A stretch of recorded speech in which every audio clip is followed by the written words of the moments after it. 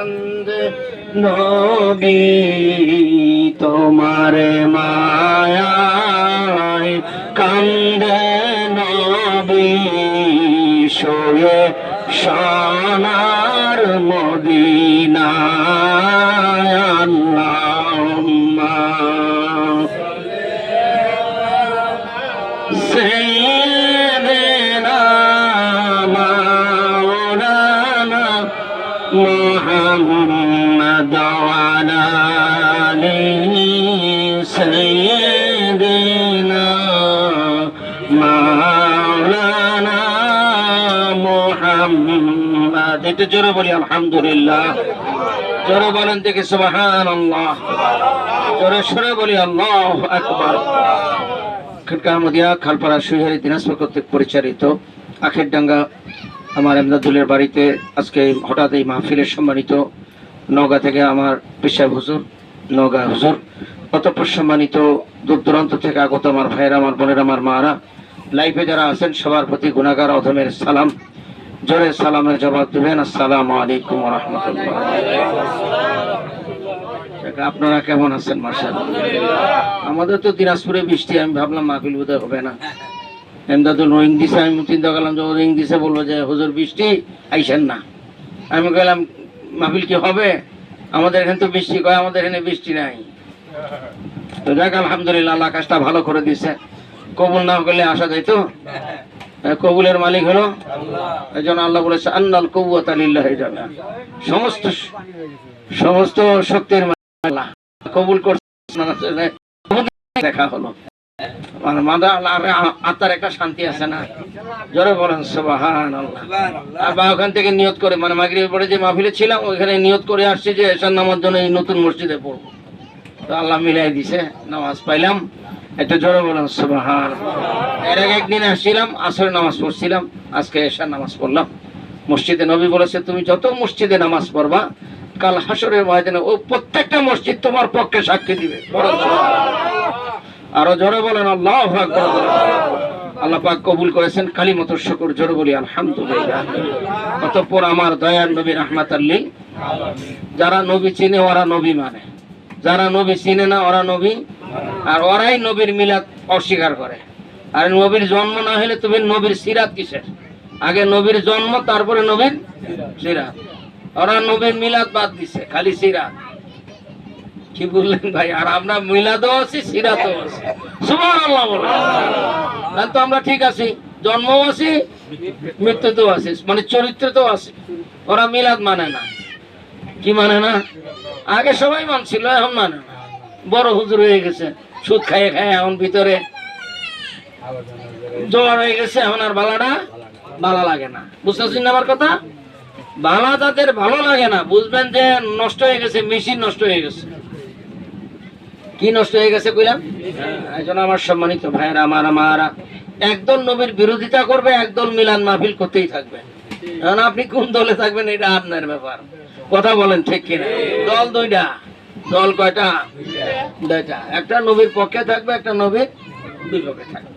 ইনশাআল্লাহ যদি নবীর পক্ষে থাকতে পারি মৃত্যু পর্যন্ত, কারণ দাজ্জালের আবির্ভাব হবে এক চোখ বিশিষ্ট, ও মরা মানুষকে জিন্দা করবে। আর যখন মরা মানুষকে জিন্দা করবে তখন ভাববে এটাই বোধহয় সবচেয়ে, এটাই আল্লাহ। আস্তাগফিরুল্লাহ পড়েন।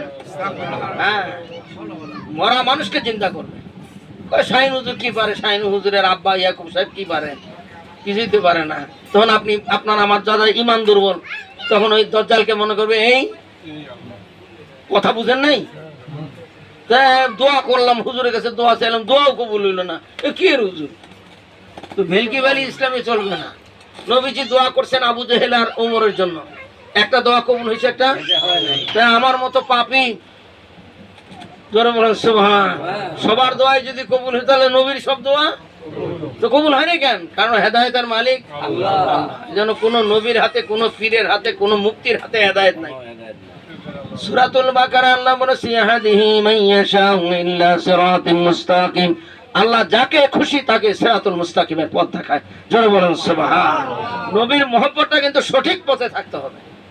নবীর সঠিক পথে যদি না থাকি সব আমল শেষ, সব আমল। সুতরাং আপনার মেলা আমলের দরকার নাই ভাই। আপনার যদি আকীদা ঠিক না থাকে, আমল শেষ।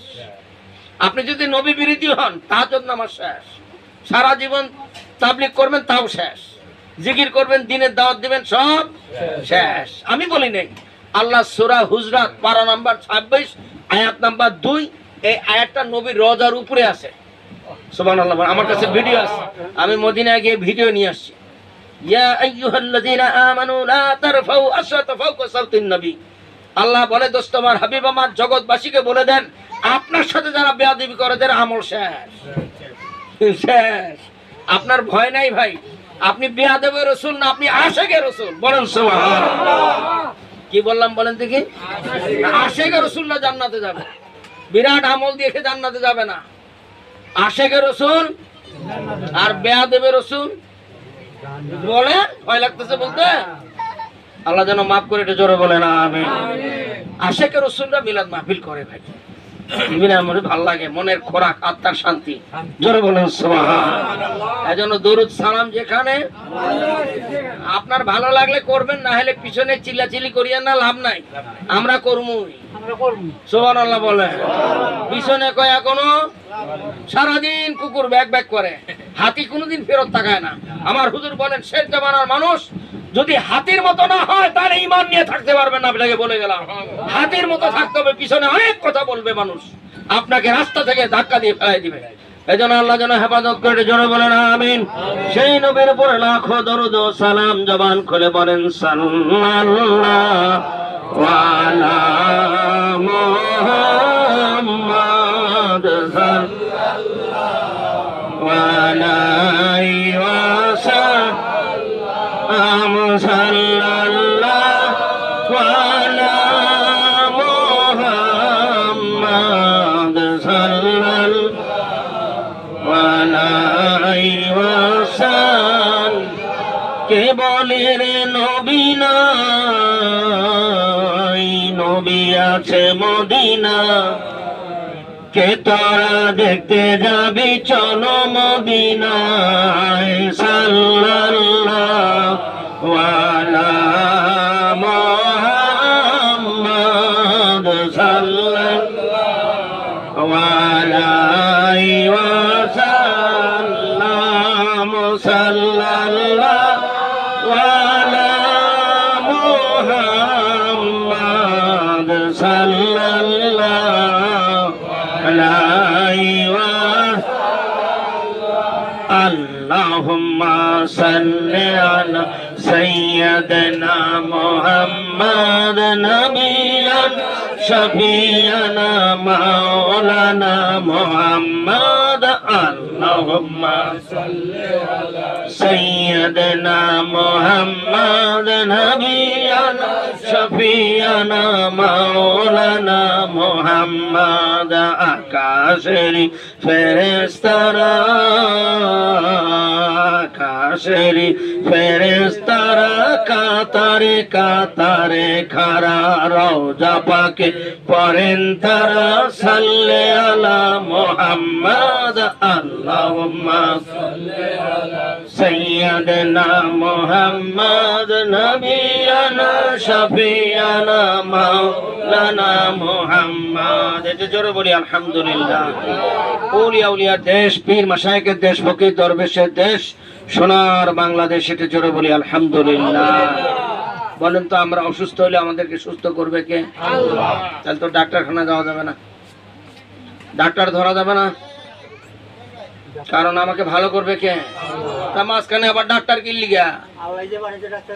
ডাক্তারে আল্লাহ পাঠাইছে, তাহলে তো পীরেরও ধরা লাগবো। এই তো যারা বলে পীর ধরা যাবে না, তোরা ডাক্তার ধরে কি লিগা? কথা কোন ঠিক কিনা? আমাকে ভালো করবে কে? তো উসিলা হলো ডাক্তার।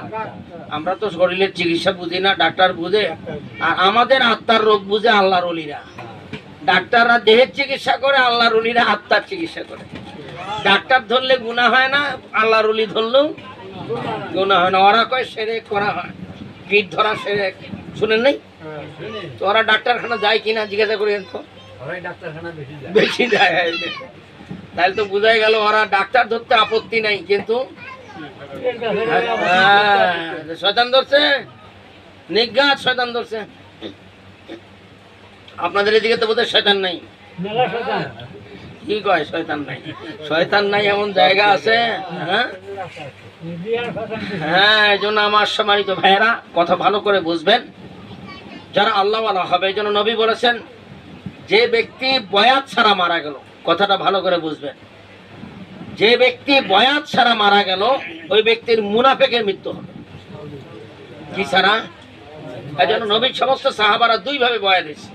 একটা হলো জিহাদের জন্য বেয়াত হয়েছে, আরেকটা হলো নবীজির হাতে কলেমা পড়ে বয়াত হয়ে মুসলমান হয়েছে। বলেন সুবহানাল্লাহ। এখন যদি বলেন হুজুর আয়াত, হ্যাঁ আয়াত আছে, কোরআনে আছে, জোরে বলেন সুবহানাল্লাহ। কোরআনে থাকলে তো আপনাদের কোনো আপত্তি নাই। সূরাতুল ফাতহ পারা নাম্বার 26 আয়াত নাম্বার 10। আয়াত নাম্বার কত? আল্লাহ বলেছে, ইন্নাল্লাযীনা ইউবাইয়ুনাকা ইন্নামা ইউবাইয়ুনাল্লাহা ফাওকা আইদিহিম। জোরে বলেন আল্লাহু আকবার। দোস্ত আমার, হাবিব আমার, আপনার হাতে যারা বয়াত হয় তারা আপনার হাতে না, আমি আল্লাহর হাতে বয়াত হয়। বলেন সুবহানাল্লাহ। নবীর হাতে বয়াত হলে যদি আল্লাহর হাতে বয়াত হয়, তাহলে আল্লাহর ওলির হাতে বয়াত হওয়া মানে নবীর হাতে বয়াত, নবীর হাতে বয়াত মানে আল্লাহর। জোরে বলেন সুবহানাল্লাহ। এজন্য তাদের স্কন্ধের মধ্যে বয়াতের চিহ্ন নাই, তাদের মৃত্যু মুনাফিকের মৃত্যু হবে। খুব সাবধান। আল্লাহ যেন আমাদের সবাইকে বয়াত হওয়ার তৌফিক দান করে। বয়াত ছাড়া থাকবেন না, নাহলে আপনার মৃত্যু কিন্তু মুনাফিকের মৃত্যু হবে নবীর হাদিস মোতাবেক। জোরে বলেন সুবহানাল্লাহ। আর যারা বয়াত হয়ে মারা যাবে বেগাইরে হিসাব, বিনা হিসেবে জান্নাতে যাবে। তবে এখন হুজুর ধরার সময় নবী বলেছেন, তুমি ওই হুজুর ধরবা না যার এলেম আছে আমল নাই। এলেম আছে, আবার তুমি ওই হুজুর ধরবা না যার আমল আছে কিন্তু এলেম নাই। কি নাই? এরকম লোক আছে না? অনেক আমল কিন্তু এলেম নাই, আবার অনেক জানে কিন্তু আমল নাই। ঠিক নামাজের আগে যায় মসজিদে ঢুকে নামাজ পড়ে গাড়ি নিয়ে যায় না, সুন্নত নফল কিছু আমি বানাই বললাম। এই জন্য সম্মানিত ভাইয়ের আমার মারা, আমার হুজুর যেমন জানলেওয়ালা ছিলেন তেমন আমলদার ছিলেন। এলেম আমল দুটাই আছে। সুবহানাল্লাহ বলবেন না? আমি জামালপুর ডিস্ট্রিক্টে এক জায়গায় মাহফিল করতে গেছি, তো ওই মুফতি সাহেব আমার কাছে, হুজুর এশার নামাজ আপনি পড়ান, মানে আমার ইন্টারভিউ নিচ্ছে। আর কি নেয় আমার, কি নেয়? অনেকে কয় না যে পীররা এমন পীর নামাজই পড়াইতে পারে না। কি পড়াইতে পারে না?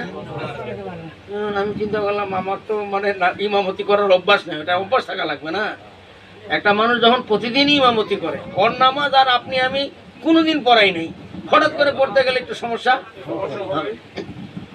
আমি বললাম, ভাই আমি মুসাফির, মুসল্লিদের কসর হয়ে যাবে, আমার তো কসর, তা আমি যদি ইমাম হই তাহলে এদের তো অসুবিধা হবে। কোথাও না সমস্যা নাই, হ্যাঁ তো আমার তো কসর হয়েছে ভাই, তা আপনি আমাকে দিয়ে নামাজ পড়াচ্ছেন কেন? কেন হুজুর পড়েন তো আমরা শিখি, মানে ওটা আমাকে ইন্টারভিউ টেস্টিং করতেছে, একটা আমার টেস্ট করে। নামাজ শুরু করলাম আল্লাহর নাম নিয়ে, জোরে বলেন সুবহানাল্লাহ। নামাজ শেষ করে নাস্তা খাওয়ার সময় কি কয় জানেন? আপনি কি হাফেজ? আমারে জিগাইলো, হ্যাঁ, তা আমার সাথে মাসুম হায়দার ছিল। আমার হুজুর তো কোরআনের বিভিন্ন আয়াত মুখস্থ, ইনশাআল্লাহ। হ্যাঁ, হাফেজ না হলে আমার হুজুরের আয়াত মুখস্থ আছে। জোরে বলেন সুবহানাল্লাহ। কইছে আপনি দুই আয়াত দুই মাঝখান থেকে বলছি, তাতে ধরা না। একটা বনি ইসরাইল 15 পারার মাঝখান থেকে আয়াত শুরু করছি, আর একটা 29 পারার শেষ দিক থেকে আয়াত শুরু করছি। দেখি, জোরে বলেন সুবহানাল্লাহ। জোরে বলবেন না আল্লাহু আকবার। এখন আমার যেহেতু আটকাইতে পারে না, এখন কি করব? কয় আপনি কি হাফেজ? তাই আমি বললাম, ভাই আপনাদের হাফেজদের মতো তো আর আমার তেলাওয়াত হবে না, একটু পার্থক্য হবে। কথা না চলে, তবে আরেকটু শিখলে ভালো হয়। তাই আমি বললাম, ভাই আমি শিখতেছি। জোরে বলেন সুবহানাল্লাহ। কি বুঝলেন?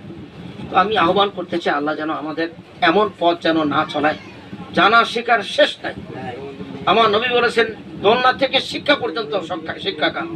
আর আমার নবী কি বলেছেন? আমার ভাইয়ের আমার মার, যে মানুষটা শিখতে থাকে ওর জ্ঞান বাড়তেই থাকে। জোরে বলেন সুবহানাল্লাহ। আর টাকা দান করলে কমে, কাপড় দান করলে কমে, ভাত দিলে কমে, তরকারি দিলে কমে, কিন্তু আল্লাহর দরবারে মানুষের মাঝে জ্ঞান বিতরণ করলে বাড়ে। কি বললাম বলেন দেখি?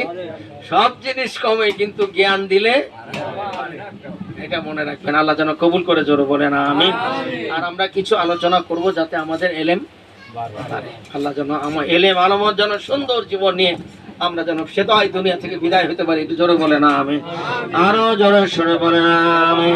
সুবহানাল্লাহ ওয়ালহামদুলিল্লাহ আল্লাহু আকবার লা ইলাহা ইল্লাল্লাহ। জোরে সুবহানাল্লাহ ওয়ালহামদুলিল্লাহ আল্লাহু আকবার লা ইলাহা ইল্লাল্লাহ। জোরে লা ইলাহা ইল্লাল্লাহ, বলো লা ইলাহা ইল্লাল্লাহ। কি যে সুন্দর মদিনা, আমরা কেমনে যাব জানি না। কি যে সুন্দর মদিনা, আমরা কেমনে যাব জানি না। রে দয়ার আল্লাহ দয়া করো, নসিব করো মদিনা। রে দয়ার আল্লাহ দয়া করো, নসিব করো মদিনা। জোরে লা ইলাহা ইল্লাল্লাহ, বলো লা ইলাহা ইল্লাল্লাহ, কলেমা লা ইলাহা ইল্লাল্লাহু মুহাম্মাদুর রাসূল। একটু জোরে বলি সাল্লাল্লাহু আলাইহি ওয়াসাল্লাম। আমাদের বগুড়ায় যে খানকা আছে, গাবতলী থানা, মহিষাবান, সোনাকানিয়া খানকা আহমদিয়া, সোনাকানিয়া পেরিহাট, মহিষাবান, গাবতলী, বগুড়া শাখা। এখানে এই মসজিদে, যে বিরাট মসজিদ, এই মসজিদের খতিব যিনি, ইনি হলেন মাওলানা সিরাজুল ইসলাম। ইনি 15 ওই বাড়ি, ওনার বাড়ি থেকে আশপাশে 15 কিলোমিটার মধ্যে যদি তারেক মোনার মতো বক্তা যায়, তাহলে ওই মাহফিলের প্রধান সভাপতি উনি। এত বড় আলেম, জোরে বলেন সুবহানাল্লাহ। কিন্তু তরিকাপন্থী। এই লোক এশার নামাজ পড়াইছে। কিসের নামাজ? বাড়িতে গিয়ে দেখে বাঁয়ে কবর লাগে আছে। কি লাগে আছে? ইমামতি করছে উনি। কি বুঝলেন? উনার গরু আছে তো, তো যখন এশা পড়তে আসে তখন গরু খাবার দিতে গিয়ে গোবর কিন্তু একটু আঠা চালো, যদি লাগে পানি দিয়ে কিন্তু যাবে না, আপনাকে ঘষা, ওখানে ঘষা পড়ে নেই আর কি। এই গুড়ালির এখানে এতটুকু গোবর লেগে আছে। এশার নামাজ পড়ে বাড়িতে গিয়ে শোয়ার সময় দেখে গোবর। বলেন তো, আমাদের বাংলাদেশে এমন কোন মসজিদে ইমাম আছে যে সকালবেলা ফজরের সময় বলবে যে আপনারা ঈশার নামাজ আবার পড়িয়েন, আমি বাড়িতে গিয়ে দিই আমার পায়ের মধ্যে গোবর? ইমামের যদি গোবর থাকে নামাজ তো হইছে নাকি?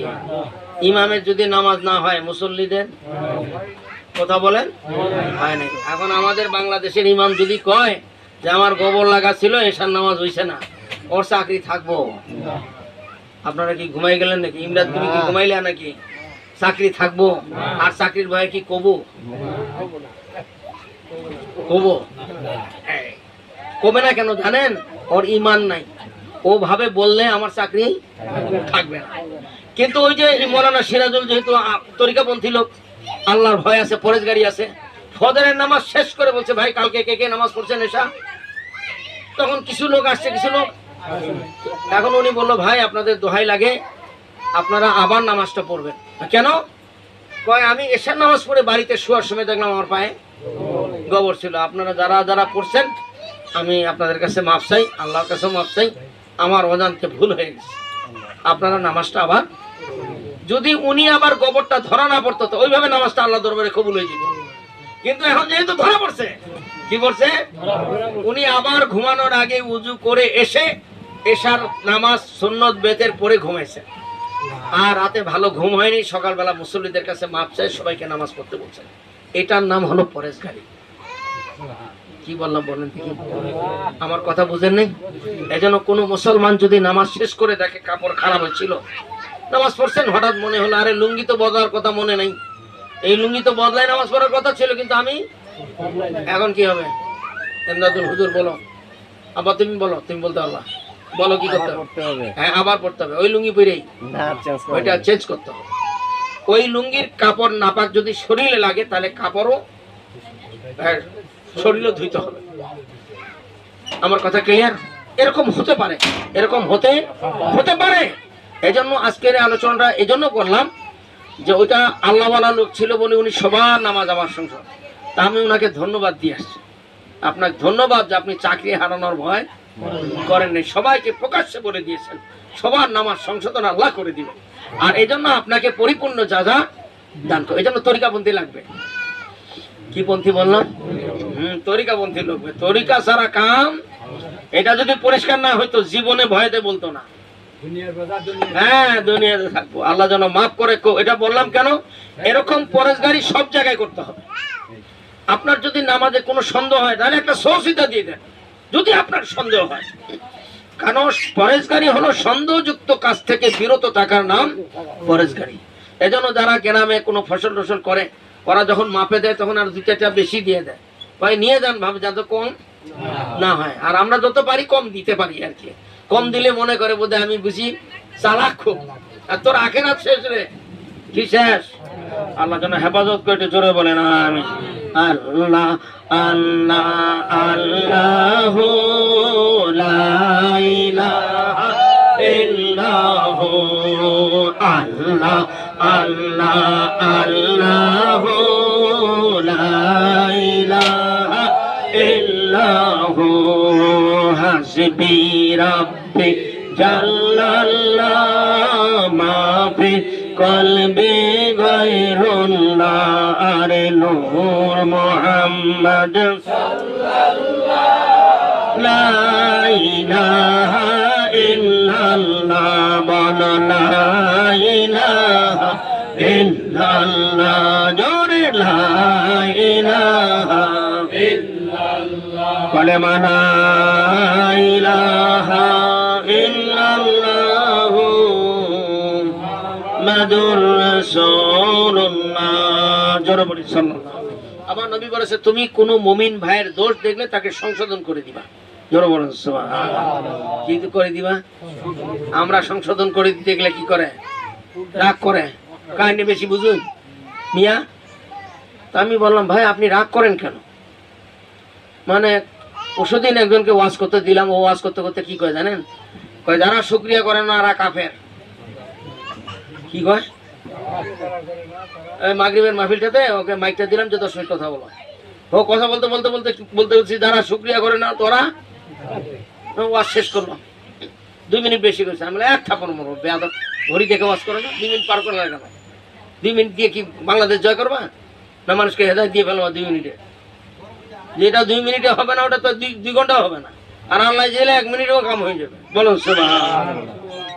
তাই আমি বললাম যে বললা যে এই যে বললা যারা শুকরিয়া করে না তারা কাফের, কথা আমি বলিনি। কি কয়? কি কয়? তাই আমি বললাম যে মুমিন হলো এক মুমিন এক মুমিনকে সংশোধন করে দিবে। তাহলে তোমাকে বলা উচিত ছিল কি ভাই তাহলে আমার ভুল হয়ে গেছে, তাহলে আমার ভুল হয়ে গেছে, আমি বলিনি। তাই আমি বললাম আমি তোমার কথাগুলো ট্যাপ রটাকার মতো রেকর্ড করলাম। সুবহানাল্লাহ বলেন। আপনি যদি মনের কান দিয়ে শুনেন আপনার কলবের মধ্যে রেকর্ড হয়ে যাবে। জোরে বলেন সুবহানাল্লাহ। আমার হুজুর যখন কথা বলতো কথাগুলো রেকর্ড করার চেষ্টা করতাম। এইজন্য আয়েশা আম্মাজানের দাম কেন? সবচেয়ে বেশি হাদিস বয়ান করেছে আবু হুরায়রা রাদিয়াল্লাহু তাআলা আনহু। আর মহিলাদের মধ্যে সবচেয়ে বেশি হাদিস বয়ান করেছে আয়েশা আম্মাজান। আম্মা জান এত শক্তিশালী ছিল, মানে একদিন আলোচনা শুরু করবেন আমার নবী শুরু করতেছে না, বললেন আয়েশা আসছে, কোন আসে নাই। তো ইয়া রাসূলুল্লাহ শুরু করেন, কোন আসে আয়েশা আসুক। আয়েশা আম্মাজান আসলেন, তখন নবী বলে আচ্ছা কালকে কে কে ছিল বলো দেখি। তো ইয়া রাসূলুল্লাহ আমরা ছিলাম। বলো তো কালকে কি বলছি? কেউ আর ঠিক মতো কেউ এইটার মাথা বলে কই পাথা নাই, আগা বলে পিছা নাই। আয়েশা আম্মাজান আসার পরে আয়েশা বলো তো কালকে আমি কি কি বলেছি? আয়েশা আম্মাজান এমন ভাবে বলা শুরু করলো নবী যা যা বলছে তাই তাই বলছে। বলো ব্রেন কে দিছে? এই জন্য মনের কান দিয়ে শুনতে হয়। আমি বললাম বাবা আমি ভালো করে শুনছি, তোমার কথা আমার মনে হয়েছে, আমি বললাম তুমি ভুল বলছো। আরো রাগ কি? তাই আমি বললাম দেখো রাগ করতেছো কেন? তুমি নবীর হাদিসটা শুনো নাই? নবী বলেছেন এক মুমিনকে কি করে দিবে, আর যদি সে মুমিন হয় তাহলে সংশোধন করলে আর পর খুশি হবে। তো ভাই আপনি আমাকে ভুলটা, তাহলে তো আমি আপনার বন্ধু, আমার যদি ভুল আপনি সংশোধন করে দেন তাহলে আপনি আমার বন্ধু। এই জন্য এক আল্লাহর ওলি ওই মানে এখানে সাপ ঢুকে আছে বুঝছেন, সাপ ঢুকে এরকম কাল্লা বাইরে আছে শার্টের, মানে এই গেঞ্জি বা শার্টের এই হিন্দি কাল্লা বাইরে আছে। এখন বলে তো এই এই সাপ কি এ দেখতে পারবে? যার গলার এহেনে সাপ, একরামুল, এটা কি আমি দেখতে পারবো? তো একরামুল দেখতে পাই গেল, হ্যাঁ হুজুর সাপ। কি কয়? সাপ। এখন কি আমি একরামুল উপর, হ্যাঁ একরামুল এক থাপড় মারবো, তুমি আমার ভুল ধরো কেন? এটা আমি বলবো নাকি না একরামুলকে ধন্যবাদ, আসো আব্বা মাথা ফুল, আল্লাহ তুমি বাঁচাইছো আমারে, একরামুল তোমার আল্লাহ এই দুঃখ সেই কম না। আপনারা যদি সাপ থেকে বাঁচায় তাহলে একরামুল আপনার ভালো না খারাপ? তাই সাপ দেখাই দিলে যদি ও ভালো হয়, তাহলে আমার যেটা ভালো ওইটা তো সাপের চেয়েও খারাপ রে। তোর মধ্যে যেটা খারাপ ওইটা তোকে দোজখে নিয়ে যাবে, তোকে ভুল দিলে তোর আগ উঠে গেল। ঠিক কথা বুঝেন নাই? তোর ভুল সংশোধন হয়ে যাবে। আর আমাদের স্বভাব খারাপ, যার ভুল অরে না করে গোটা বাংলাদেশ করে বেড়ায়। আর তুই গোটা বাংলাদেশ কস কি লিগা? তুই যদি গোটা বাংলাদেশ কস তাহলে প্রত্যেকের বিপদ হবে। কথা বলেন ঠিক কিনা? আর যার ভুল হয়েছে তারে দিলে তার সংশোধন, এরপরে যতবার সে ভালো পথে চলবে ততবারের সব আপনি পাবেন যিনি সংশোধন করে দিছে। বলেন ওমা আমার বর রাখ, আমার বর। আমি বললাম না শুকরিয়া করলে সেরেক হয় না বাবা, তুমি কথা ভুল বলছো। কয় আমি বলি নাই। পরে যখন এই হাদিস বললাম কোথায়, আব্বা আমার ভুল হয়েছে, আব্বা আমার ভুল হয়েছে। এই জন্য কোনো মানুষ যদি রাগ করে বুঝবেন ও মুমিন না। যদি কোনো মানুষ, বেশিরভাগ মানুষ রাগ করে যদি ভুল ধরেন, আমি কি বানাই বললাম? বেশিরভাগ মানুষের ভুল ধরবেন কি কয়, যত বড় হুজুর, হুজুর হইলে কোথায় তুই কি জানোস, হুজুরের ভুল তুললো তারও কাম শেষ, ওর তাওয়া গরম হয়ে যাবে। কথা বলেন ঠিক কিনা? হতে পারে ভুল হতে পারে, কারণ মানুষ ভুলে দিয়েই সৃষ্টি হয়েছে। মানুষের মধ্যে ভুল আল্লাহ থাকবেই, রাখছে আল্লাহ পাক। আল্লাহ যেন হেফাজত করে। আমরা তাহলে রাগ করবো না ইনশাল্লাহ, পারবো না? ইনশাল্লাহ ইনশাল্লাহ পারবো না? পারবো। আমার রাগ দম করে ফেলাবো ভাই।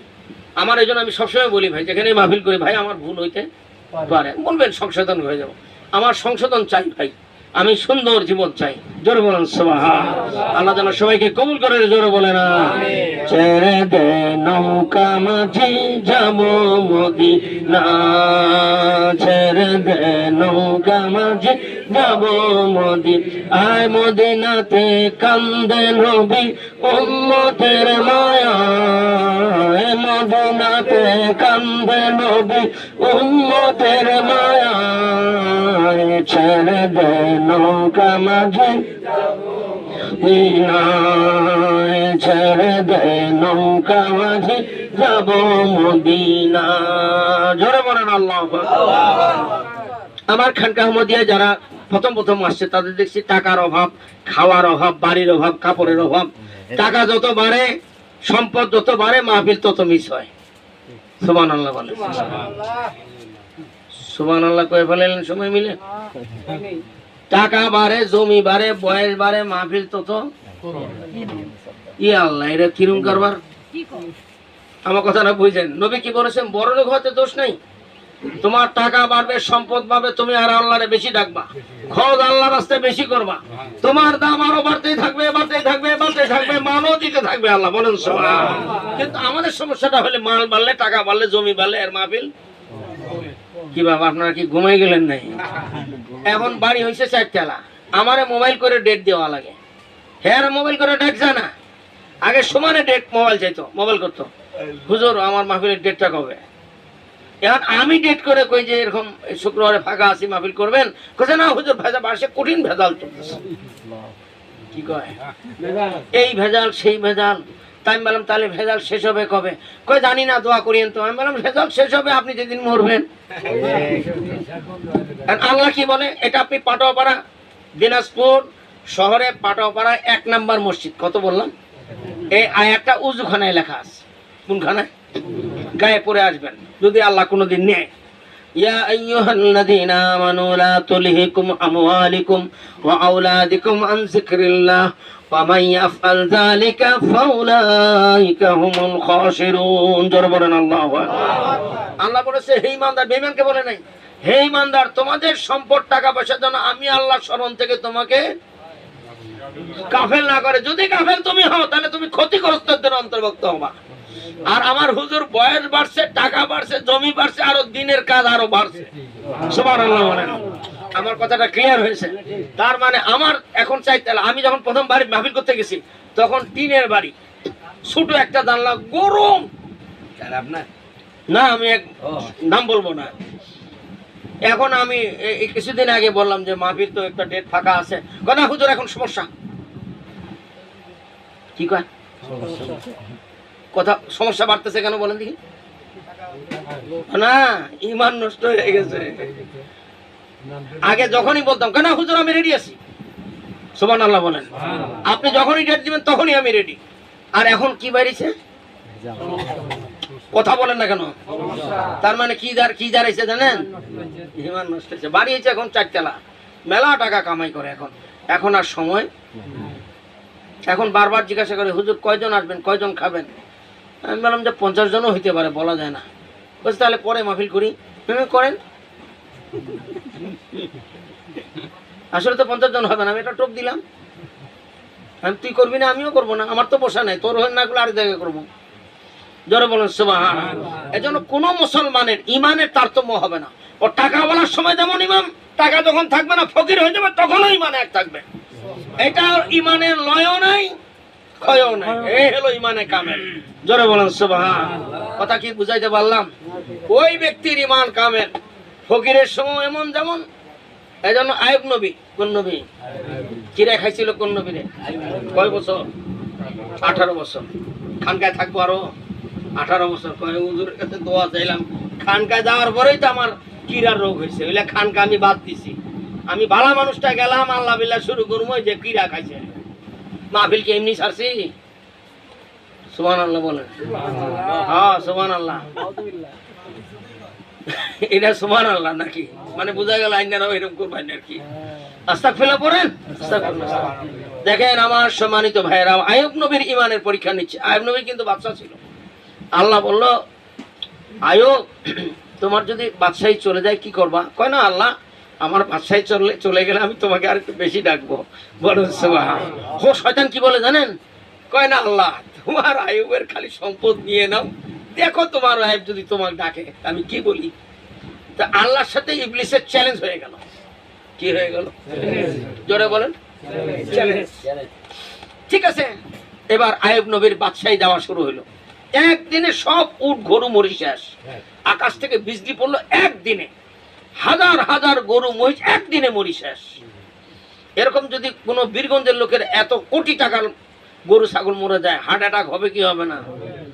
হ্যাঁ, হার্ট অ্যাটাক হয়ে মারা যায়। আইয়ুব নবী কি কয় জানেন? আলহামদুলিল্লাহ, আল্লাহ মাল কমাই দিছে, তোমার ঢাকার সুবিধা, আমার আর গরুখানে যাওয়া লাগবে না, সব মরে গেছে, আমার আর সুবিধা হয়ে গেল। আল্লাহ তোমার কাছে লাখ শুকরিয়া। বলেন সুবহানাল্লাহ।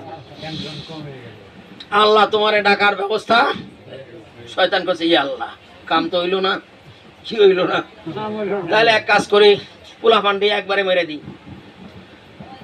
10 বউ, মা রহিমা সহ 11 বউ। কয় বউ?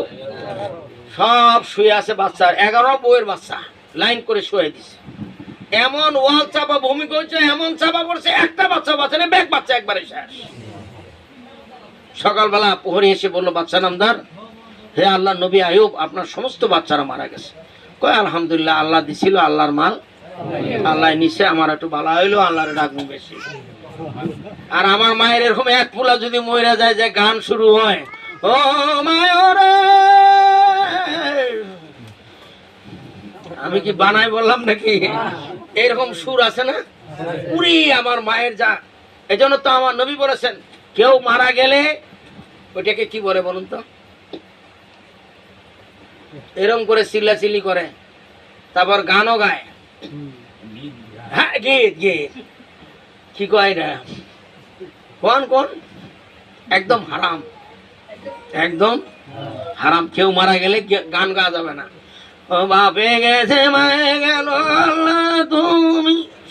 শুনেন নাই? এটা পুরুষের চেয়ে মহিলাদের মধ্যে বেশি গীত গাওয়া শুরু হয়। কি গাওয়া? হারাম হারাম। কি গরম?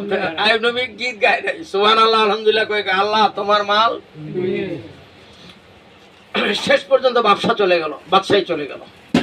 বাদশাহী তো টাকা পয়সা সম্পদ দিয়ে তো বাদশাহী। ওর বাদশাহী যখন চলে গেল, অন্যান্য বউগুলা করছে যার বাচ্চা নাই, এরম স্বামীরও বিয়ে করছিলেন কি লিগা? খাওয়ার পারবেন না, দিবার পারবেন না, কি লিগা আপনি বিয়ে করছিলেন হুদাই? এরকম কথা আছে না নাই? আয়ুব নবীর বউ যায় সব গেল, সব বিবিরা গেছে গা, কিন্তু আমার মা রহিমা যায় নাই। তাহলে রহিমা তাহলে স্বামীকে ভালোবাসতো? টাকা নাই তাও স্বামীকে ছাড়ে নাই মা। জোরে বলেন সুবহানাল্লাহ। এজন্য তো বউ কোনটা বালা? আপনার অসুস্থ সময় যে বউটা যাবে না আপনাকে ছেড়ে। জোরে বলেন সুবহানাল্লাহ। আপনি সুখের দিনের সাথী হবেন, দুঃখের দিনের সাথী হবেন না, তা তো বোঝা গেল আপনার মধ্যে গন্ডগোল আছে। গন্ডগোল আছে না? সব বিবিরা চলে গেল, মা রহিমা যায় নাই। শয়তান দেখলো যে হয় এখন বউ বাচ্চা, বাদশাহী যাওয়ার পরে বাদশা আইয়ুব আলাইহিস সালাম দিন রাত আল্লাহরে ডাকে, দিন রাত ডাকে। জোরে বলেন সুবহানাল্লাহ। শয়তান আবার হাজির, ভাই আল্লাহ কাম তো হইল না, এক কাম করেন এবার একটু ওষুধ দিয়ে দেন তো। ওষুধ দিলে আর আপনারে আইয়ুব ডাকবো না। ওষুধ দিয়ে আলান। কি ওষুধ দিয়ে আলান? এবার আইয়ুব নবীর অসুখ শুরু হইলো। এমন অসুখ যে গায়ের ঘাও, আপনারা জানেন এই যে গরুর যে নাম কি, নাম কি, লাম্পি, বন্ধ হয়েছিল না? বন্ধ করছে না? হ্যাঁ, বন্ধ করে। গরু ঘাস খায় আর শরীর গন্ধ হয়, আর আমরা খাসি, গরু, তারপরে আপনার আশা মিষ্টান্ন ভান্ডার থেকে স্পঞ্জের মিষ্টি, কত ভালো জিনিস খাইছি, শরীরটা কিরকম গন্ধ। এই ঘাস খাইয়ে যদি গন্ধ হয় না, কথা বুঝেন নেই বোধ হয়। আইয়ুব নবীর গায়ে যখন কিরা হওয়া শুরু, এমন গন্ধ, একটু জোরে আল্লাহু আকবার বলবেন না? গন্ধের ঠেলায় কেউ থাকতে পারে না, মানুষের শরীরে এত দুর্গন্ধ। এমন ঘাও হইল একদম পোকা হয়ে গেল, গোটা শরীর পোকা। খালি ওই যে যেটা পায়খানা থাকে এরকম করে কিলমিল করে, যেটা এটার নাম কি, এটা কীট বলে, কীট। কি বলে? হ্যাঁ, এই পায়খানার কীটের মতো ঘাও গুলা, পায়খানা শরীর পোছা ঘাওয়ের মতো হয়েছে, পায়খানার মতো হয়েছে, আর ওগুলোর মধ্যে কীট হয়ে গেছে। ইস, গোটা শরীর কীট, গন্ধ। মা রহিমার গন্ধ লাগে না। সুবহানাল্লাহ। আচ্ছা বলেন তো, যে মায়ের পেট থেকে সন্তান হলো, এই সন্তান কোলে নিয়ে মা খাইতে বসছে, অর্ধেক খাওয়া হয়তো বের করে দিল পায়খানা করে, বাচ্চারা ফেলাই দিব তো নাকি? গন্ধ না, গন্ধ না। মা কি অমনি খাইলো না? অমনি ভাত খাই নিল। মায়ের কইলাম, মা আপনার গন্ধ লাগলো না? ওই না, আমার পুলা কি এর গন্ধ, 10 মাস 10 দিন থুইছি, একসাথে কি হয়েছে? কথা কোন ঠিক কিনা? তার মানে মায়ের গন্ধ, কারণ সন্তানকে ভালোবাসে। তো যে মহিলা তার স্বামীকে ভালোবাসে, আর স্বামীর গা গন্ধ করে না, নাহলে অনেক বউ কয় না, জান না শরীরে গন্ধ, কি কয়, গন্ধ করে, আনার মুখ গন্ধ, শরীর গন্ধ। আসলে ভালোবাসা কমে গেছে। কথা বোঝেন নাই? মা রহিমার কিন্তু গন্ধ লাগে না। জোরে বলেন সুবহানাল্লাহ। একটা দুইটা করে 8টা গ্রাম গেছে, কোনো গ্রামে থাকতে দেয় না, মানুষে করে বাইর করেন, গন্ধে থাকা যায় না, গোটা বাড়ার গন্ধ। যেদিক বাতাস বয়ে যায় এদিকে এই আইয়ুব নবীর গায়ের গন্ধ বাইরে যায়। শেষ পর্যন্ত মা রহিমা চিন্তা করলো উপায় নাই, জঙ্গলে গিয়ে পাতার মাচাং বানাইছে। আগে ডাল টাল দিয়ে মাচাং বানাইয়া, মাচাঙের উপরে পাতা বিছাইয়া আইয়ুব নবীর শুয়াইছে। জোরে বলেন সুবহানাল্লাহ। সকালবেলা 2 বেলা পাতা বদলাই দেয়। পাতা যেটা দিয়ে শোয়ায়, এই পাতার মধ্যে রস দিয়ে আর পোকা দিয়া গেল গেল, বুঝেন নাই? মা রহিমা পাতা 2 বেলা বদলায়, তাও স্বামীরে দেয়। তখনও আইয়ুব নবী ডাকতেছে আল্লাহ আল্লাহ আল্লাহ করে ডাকতে আছে, সব সময় হারাম আসা। শয়তান কয়, কিরে এখনো ডাহে? সুবহানাল্লাহ বলবেন না? এখনো ডাহে, এখনো ডাহে, সারেই না ডাকা। আইয়ুব নবীর ধৈর্য এমন, এজন্য মানুষকে ধৈর্য ধরতে হবে আইয়ুব নবীর মতো। জোরে বলেন সুবহানাল্লাহ। গোটা শরীর কিরা, মাঝে মাঝে 2-1টা শরীর থেকে পইরা যায়। আচ্ছা বলেন তো, আপনার গায়ে যদি পোকা খায় আর ওই পোকারে যদি শরীর থেকে পইরা যায়, আবার লাগাই দিবেন না মাইরে বলাবেন? হ্যাঁ, মশাই মাইরে থয় না, আর নিজের শরীর খাইতেছে কিটকিট কইরা।